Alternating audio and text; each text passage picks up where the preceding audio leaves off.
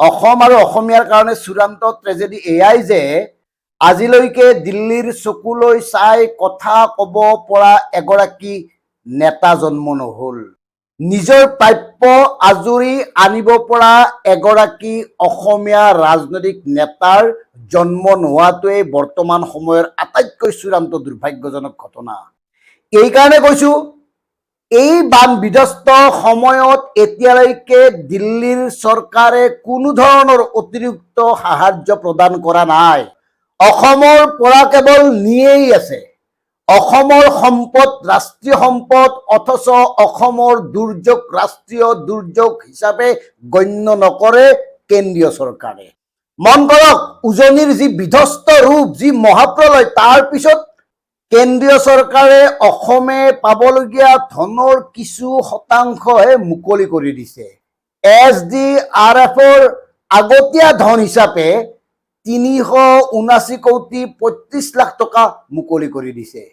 আৰু দুখৰ কথা, এইখিনি সময়ত অসমে পাবলগীয়া সকলো ধন মুকলি কৰি দিয়াৰ সমান্তৰালভাৱে কেন্দ্ৰীয় চৰকাৰে অতিৰিক্ত পুঁজি যোগান ধৰিব লাগিছিল, কিন্তু নধৰিলে, ধৰা নাই, আৰু কোনো এগৰাকী নেতাই বাধ্য কৰাবও নোৱাৰিলে।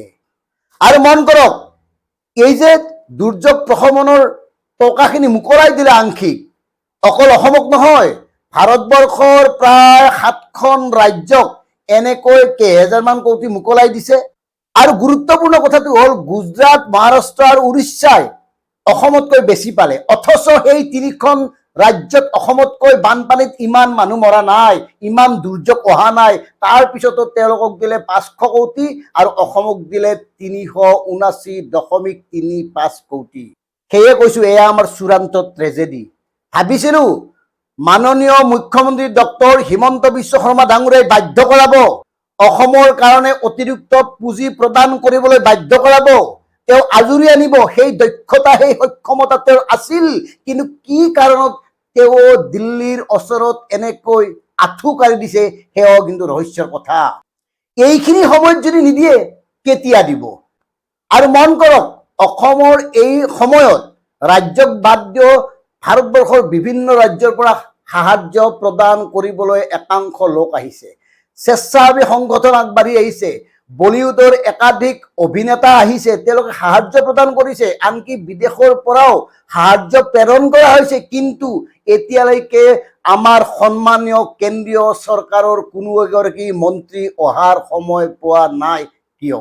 আৰু এই যে আমাৰ আগৰ পৰা কৈ অহা হৈছিল মাহিয়াৰ দৃষ্টি, এয়া মাহিয়াৰ দৃষ্টি নহয় কি? সেইকাৰণে আমি আগতেও কৈছো, অসমত যি চৰকাৰে নাহক, কোনেও দিল্লীক বাধ্য কৰাব নোৱাৰে। দিল্লীৰ মতে চলে অসমৰ চৰকাৰ। আৰু এই ধাৰাবাহিকতা যিমান দিনলৈকে থাকিব, সিমান দিনলৈকে অসমৰ অৱস্থা এয়াই হৈ থাকিব। কিয় আমি আমাৰ প্ৰাপ্য নাপাওঁ? অসমৰ সম্পদ যদি ৰাষ্ট্ৰীয় সম্পদ, অসমৰ দুৰ্যোগ কিয় ৰাষ্ট্ৰীয় দুৰ্যোগ হ'ব নোৱাৰে? আৰু লক্ষণীয় কথা এয়াই যে কংগ্ৰেছৰ সভাপতি গৌৰৱ গগৈ, ৰাষ্ট্ৰীয় নেতা, তেওঁতো ক'ব পাৰিব লাগিছিল, তেওঁতো তাত এই ধৰণে এক প্ৰেছাৰ সৃষ্টি কৰিব পাৰিব লাগিছিল যে অসমক অতিৰিক্ত পুঁজি দিবই লাগিব।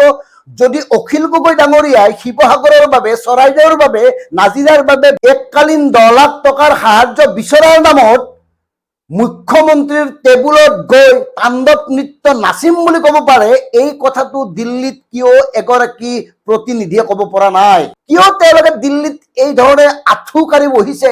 তেওঁলোকে বীৰদৰ্পে এগৰাকী স্বাভিমানী অসমীয়া হৈ, এগৰাকী গৌৰৱী ভাৰতীয় হৈ অসমৰ এই মহা দুৰ্যোগৰ সময়ত এই দাবী কিয় উত্থাপন কৰিব পৰা নাই? আৰু ভাৰতীয় জনতা পাৰ্টীৰ একাংশই বিৰাট ফূৰ্তি পাইছে। আদানীয়ে কেইকোটিমান টকা দিছে, আম্বানীয়ে কেইকোটিমান টকা দিছে, ৰামদেৱে কেইলাখমান দিছে, বিৰাট ফূৰ্তি। অথচ তেওঁলোকক আমি সুধিছো, এওঁলোকে অসমৰ পৰা কিমান নিছে? এওঁলোকক বিগত সময়ত খিলঞ্জীয়াৰ মাটি কিমান হাজাৰ বিঘা গতাই দিয়া হৈছে? যিসকল সাংবাদিকে এই বিষয়ক লৈ সাংঘাতিক উৎফুল্লিত হৈ তেওঁলোকে প্ৰদান কৰা সাহায্যৰ হিচাপবোৰ ফেচবুকত আপলোড কৰি আছে, তেওঁলোকক সুধিছো, এওঁলোকে অসমৰ পৰা কিমান নিছে? গতিকে ইমান বেছি অত্যুৎসাহীন হ'ব। অসম আৰু অসমীয়াৰ যিটো মৰ্যাদা, অসম আৰু অসমৰ যি সম্পদ, অসম আৰু অসমৰ সম্পদৰ বিনিময়ত পাবলগীয়া যিখিনি নিম্নতম প্ৰাপ্য, সেইখিনি আমি নোপোৱাটো আমাৰ কাৰণে চৰম দুৰ্ভাগ্যজনক কথা। গতিকে প্ৰিয় দৰ্শক, কথাবোৰ চিন্তা কৰক। আৰু কিমান দিন এনেকৈ অসমীয়াই দিল্লীলৈ মুখ মেলি ৰৈ থাকিব। ধন্যবাদ। জয় আই অসম।